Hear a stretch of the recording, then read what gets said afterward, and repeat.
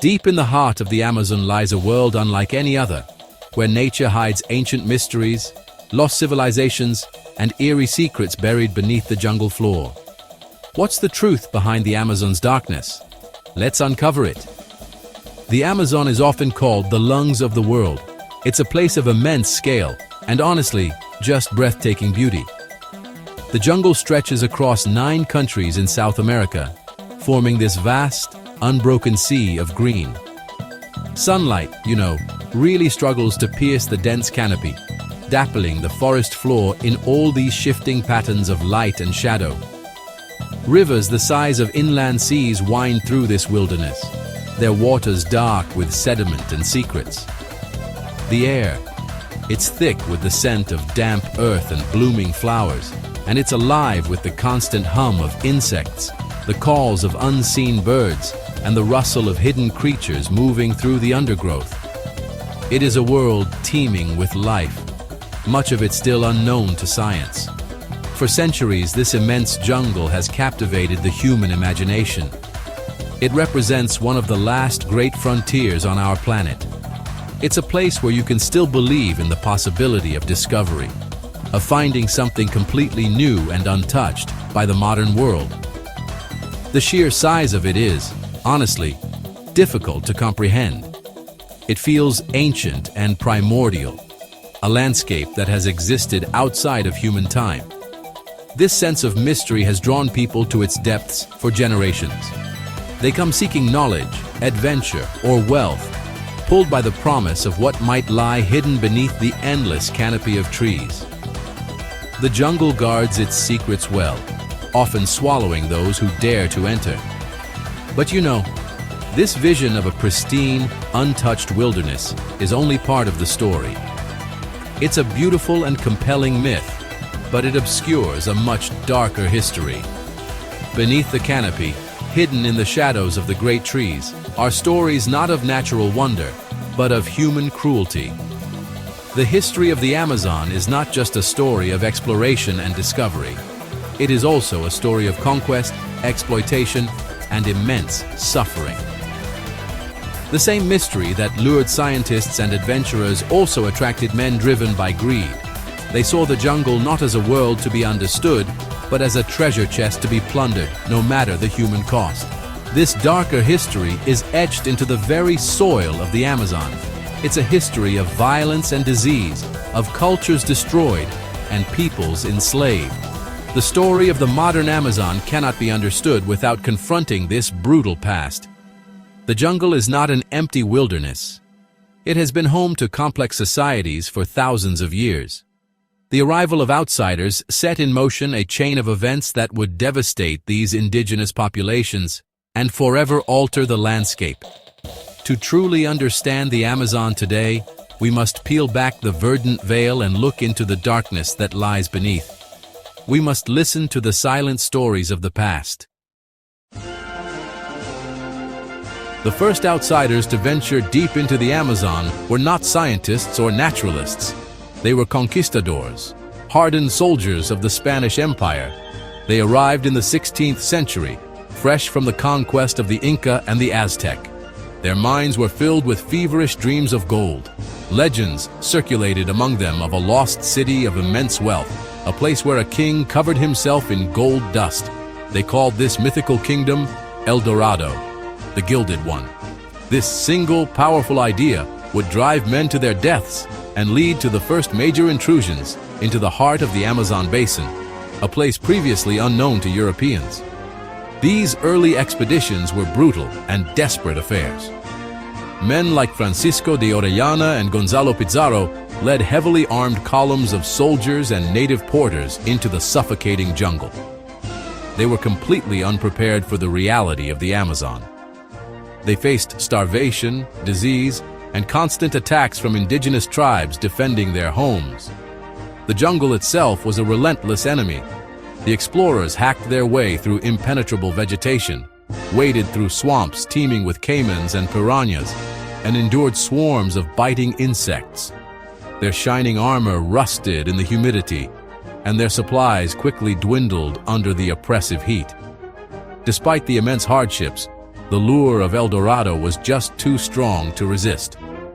The conquistadors pushed ever deeper into the unknown territory, leaving a trail of destruction in their wake. They plundered villages for food, torturing and killing anyone who stood in their way or could not provide information about the location of gold. The first contact between Europeans and many Amazonian tribes was extraordinarily violent. These encounters established a pattern of conflict and exploitation that would define the region's history for the next 500 years. The search for a city of gold brought only steel, gunpowder, and death to the people of the jungle. Ultimately, these first expeditions failed to find El Dorado. The city of gold was a myth, a phantom that led thousands to their doom. But the impact of these early intrusions was profound and lasting. The explorers brought with them not just violence, but also diseases to which the native populations had no immunity. Their journeys carved the first paths of destruction into the jungle's heart. They returned with stories not of gold, but of a vast and hostile wilderness inhabited by countless tribes. These stories would fade into legend, but the door to the Amazon had been opened, and others, with different ambitions, would soon follow. Long after the era of the conquistadors had passed, the legends of the Amazon continued to exert a powerful pull on the outside world. The idea of El Dorado never truly died. It simply transformed. In the 19th and early 20th centuries, a new wave of explorers ventured into the jungle. These were not just treasure hunters, but also geographers, archaeologists, and adventurers. They were driven by a different kind of ambition, the desire for fame and scientific glory. They sought to map the uncharted rivers, to discover unknown species, and to find the ruins of ancient civilizations that many believed lay hidden beneath the jungle canopy. One of the most famous of these seekers was the British explorer Percy Fawcett. He was a surveyor for the Royal Geographical Society, a man of incredible endurance and obsessive determination. Fawcett became convinced that a great, lost civilization, a city he called Z, was hidden somewhere in the wilds of Brazil. He based his theory on fragments of historical documents and his own experiences in the jungle. He believed this city predated the more famous civilizations of the Andes. Fawcett's quest became legendary, a symbol of the romantic and often dangerous pursuit of knowledge in the world's last great wilderness. These expeditions, while often framed as scientific endeavors, were fraught with peril and carried their own destructive impact. The explorers relied on the knowledge and labor of indigenous guides and porters, often treating them as disposable tools in their quest for glory. They ventured into territories that were home to uncontacted tribes, sometimes leading to violent clashes. The very act of mapping and naming the landscape was an act of possession, a way of claiming the jungle for the outside world. The search for lost cities was, in its own way, a continuation of the old conquest, just with different tools and justifications. Like the conquistadors before them, many of these modern explorers were swallowed by the jungle they sought to conquer. Percy Fawcett, along with his son, Jack, and their companion, disappeared without a trace during their final expedition in 1925. Their fate remains one of the greatest mysteries of the Amazon. Their story serves as a powerful reminder of the jungle's ability to resist intrusion. The search for lost cities reinforced the myth of the Amazon as an empty place waiting to be discovered, while ignoring the vibrant, living cultures that had called it home for millennia. The focus on ruins overshadowed the plight of the people living amongst them. At the end of the 19th century, a new kind of gold was discovered in the Amazon. It was not a yellow metal, but a white, milky sap that oozed from the bark of a tree. This was latex, the raw material for rubber. The invention of the vulcanization process by Charles Goodyear had created an insatiable global demand for this versatile product.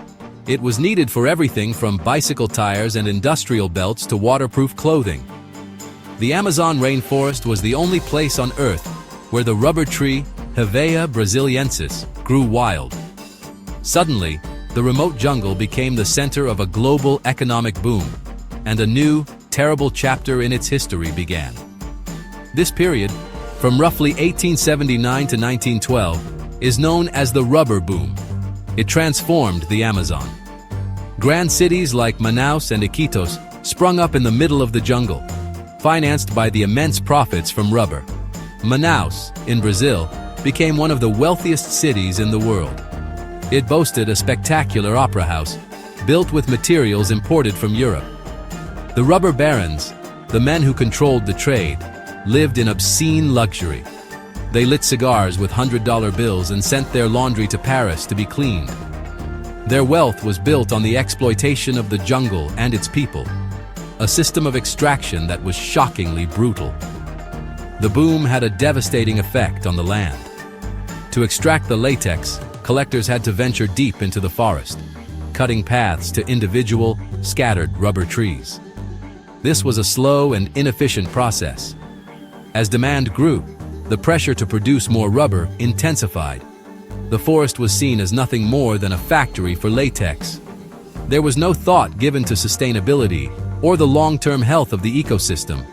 The focus was on extracting as much black gold as possible, as quickly as possible. This rapacious approach set a precedent for future resource extraction in the Amazon, treating the forest as a commodity to be liquidated. But the environmental damage paled in comparison to the human cost. The entire rubber economy was built on a foundation of forced labor and systematic violence. The rubber barons needed a massive workforce to tap the millions of trees scattered across the vast jungle. They found this workforce in the indigenous populations of the Amazon. They enslaved entire tribes, forcing them to work under conditions of unimaginable cruelty. The pursuit of rubber unleashed a wave of terror that swept through the most remote corners of the rainforest, a genocide hidden from the eyes of the world. The Grand Opera House in Manaus was, in truth, built on a foundation of bones. The rubber boom turned the Amazon into a virtual concentration camp for its native peoples. The rubber barons, these powerful men who controlled vast territories granted by the government, needed laborers to collect the precious latex. So they employed a system of debt peonage to enslave the local indigenous population. They would advance goods like tools, cloth, or food to the native workers at, really inflated prices. The workers would then be forced to pay off this debt by collecting rubber, but the price paid for the rubber was kept so low and the price of goods so high that the debt could never be repaid. It was a trap from which there was no escape. The men who oversaw the rubber collection in the jungle were known as. They were often ruthless criminals and mercenaries who ruled their territories through fear and extreme violence. They used whips made from tapir hide to flog workers who failed to meet their quotas.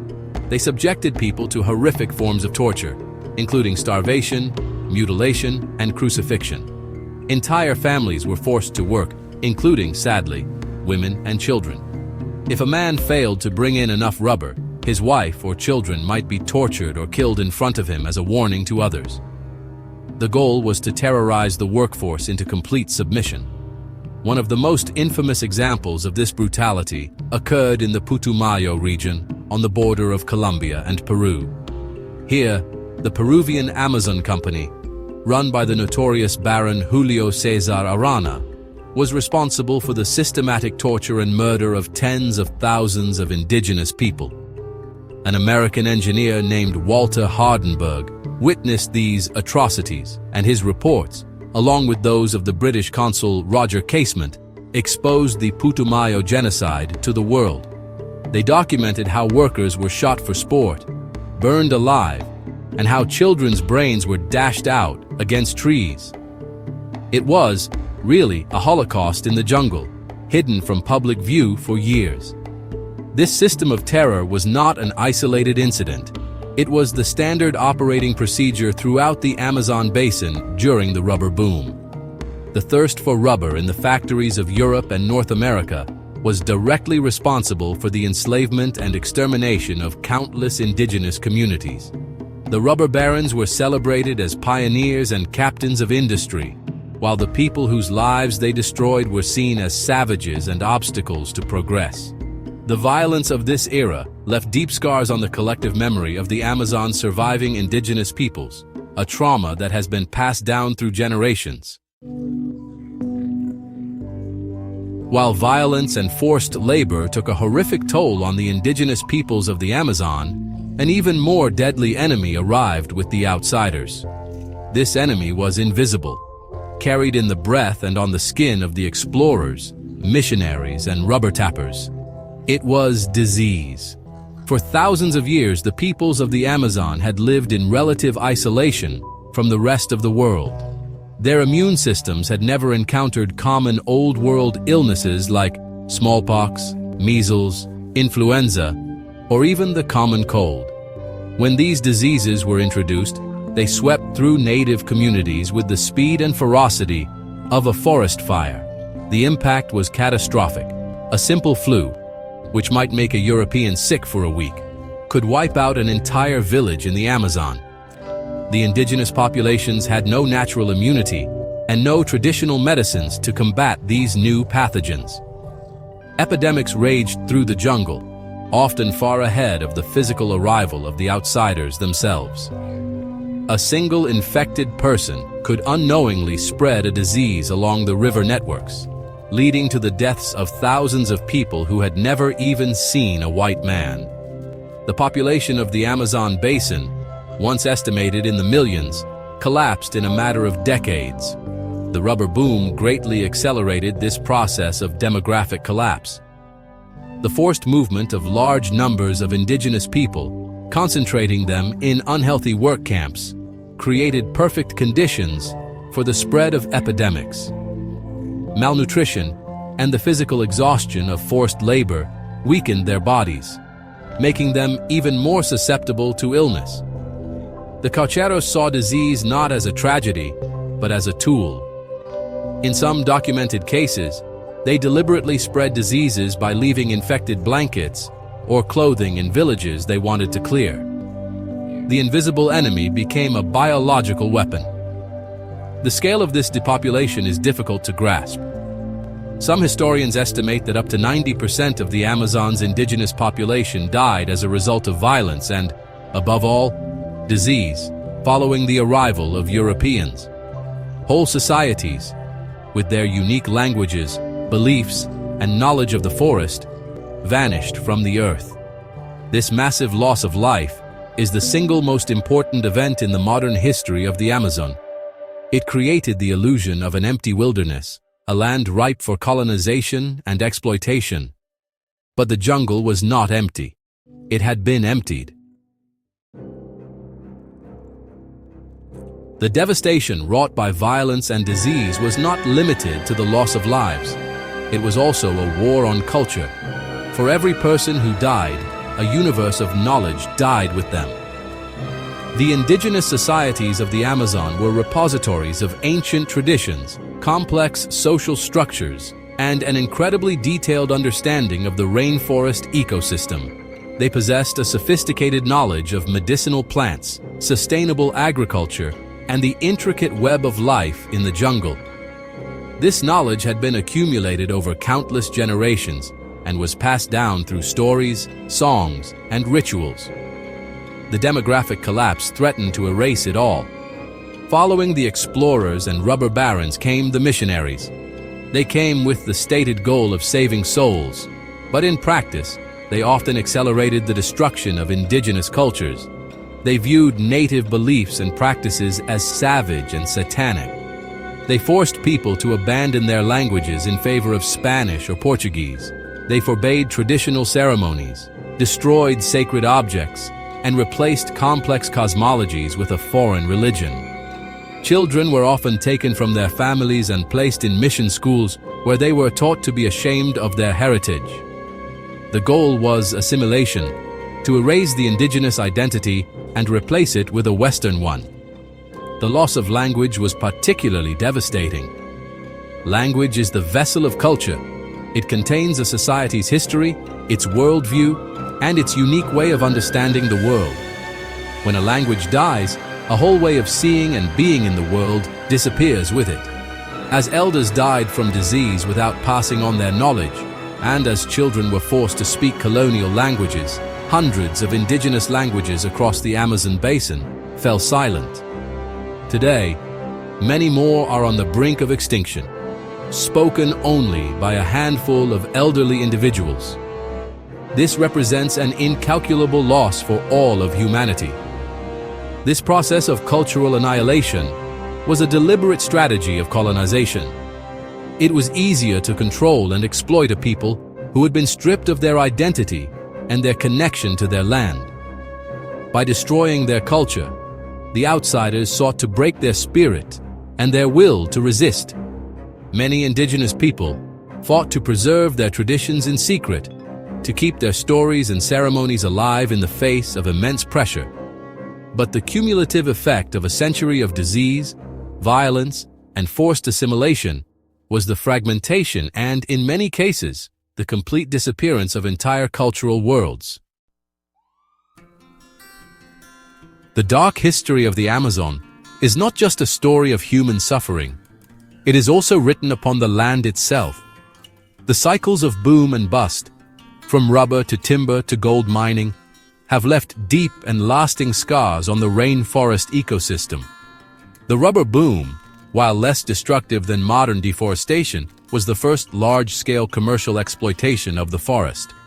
It established a mindset that viewed the Amazon as a collection of resources to be extracted for profit, rather than a living system to be respected.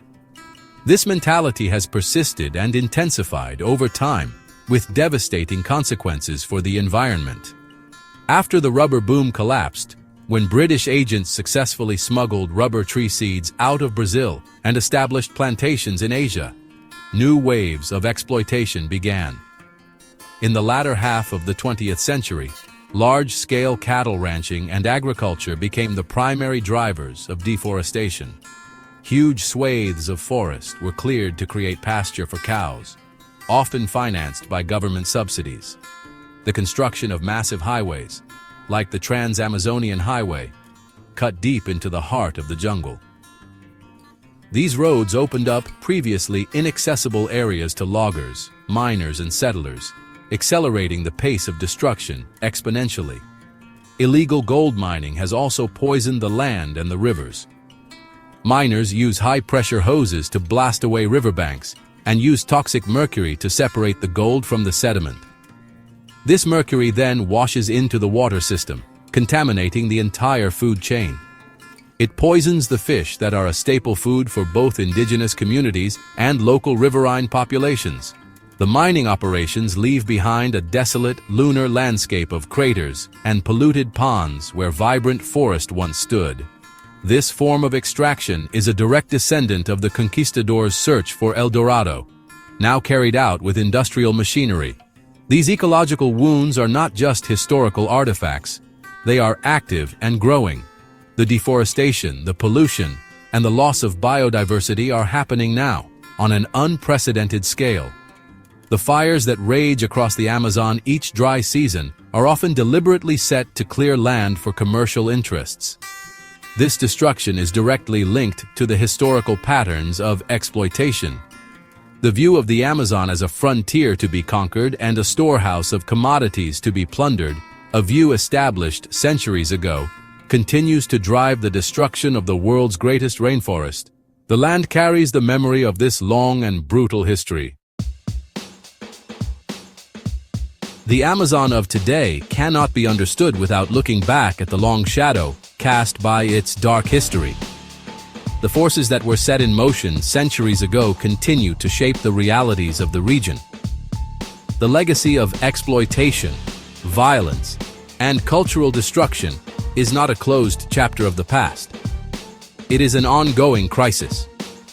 The indigenous peoples of the Amazon, the descendants of the survivors of the rubber boom and the first epidemics, are still fighting for their lives, their cultures, and their land. They are on the front lines of the battle to save the rainforest, facing many of the same enemies their ancestors did. Today, the threats come not from conquistadors or rubber barons, but from illegal loggers, miners, ranchers, and large agribusiness corporations. These groups often operate with impunity, protected by corrupt officials, and a political climate that prioritizes economic development over environmental protection and human rights. Indigenous leaders who stand up to defend their territories are frequently threatened, attacked, and assassinated. The violence of the past has taken on a modern form, but the underlying conflict remains the same: a battle for control of the Amazon's land and resources. The cultural and environmental devastation also continues. The pressures of the outside world, from consumer demand for beef and soy to the global thirst for oil and minerals, drive the relentless destruction of the forest. As the forest disappears, so do the uncontacted tribes that still live in its deepest recesses, and so does the unique biodiversity it holds. The invisible enemy of disease still poses a threat, as the recent COVID-19 pandemic tragically demonstrated, hitting isolated indigenous communities particularly hard. The fight to preserve languages and traditions against the overwhelming influence of the dominant culture is a daily struggle. Yet, amidst this enduring shadow, there is also a powerful story of resilience and resistance. Indigenous organizations across the Amazon are uniting to fight for their rights on a national and international stage. They are using technology like GPS mapping and drones to monitor their territories and expose illegal activities. They are working to revitalize their languages and traditions, ensuring that the knowledge of the elders is passed on to the next generation. The dark history of the Amazon is a heavy burden, but it is also a source of strength, a reminder of what is at stake. The fight for the future of the Amazon is, in essence, a fight to ensure that this history does not repeat itself.